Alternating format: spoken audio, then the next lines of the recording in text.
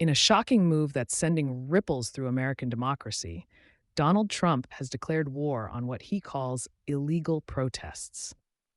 But here's where it gets interesting and concerning. The former president isn't just talking about stopping protests, he's threatening to completely cut off federal funding to any educational institution that allows them. Let me break this down for you. Because this isn't just another headline, this is potentially a fundamental shift in American civil rights. Picture this: you're a college student exercising your First Amendment right to peaceful protest. Under Trump's proposed policy, that simple act could now cost your entire institution its federal funding. He's not stopping there. He's threatening to imprison protesters or deport them if they're from another country. American students, they're looking at permanent expulsion or arrest. And don't even think about wearing masks. That's explicitly forbidden. But here's what makes this story even more fascinating. Trump's stance directly contradicts his own party's passionate defense of free speech. The same political movement that's been fighting against supposed censorship on college campuses is now advocating for what amounts to institutional censorship on a massive scale. Let's put this in perspective. The American Civil Liberties Union has always maintained that the right to protest is absolutely fundamental to democracy. It's literally written into the First Amendment.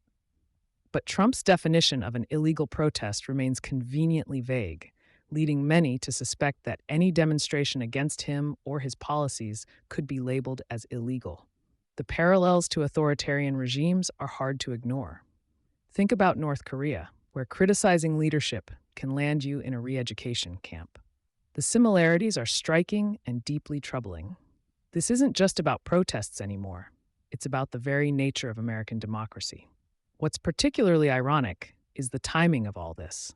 While Trump's making these declarations, he's been spotted limping around golf courses and facing his own controversies. He's golfing while South Carolina declares a state of emergency, yet he's more concerned about stopping student protests than addressing natural disasters.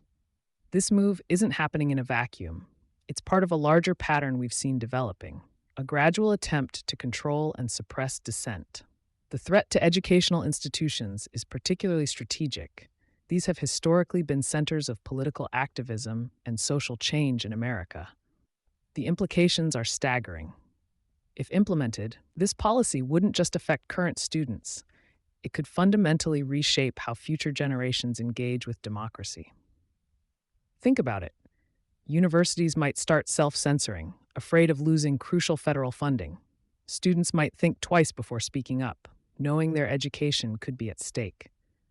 What we're witnessing here isn't just a policy proposal. It's a potential turning point in American history. The right to protest, to disagree, to stand up and be counted.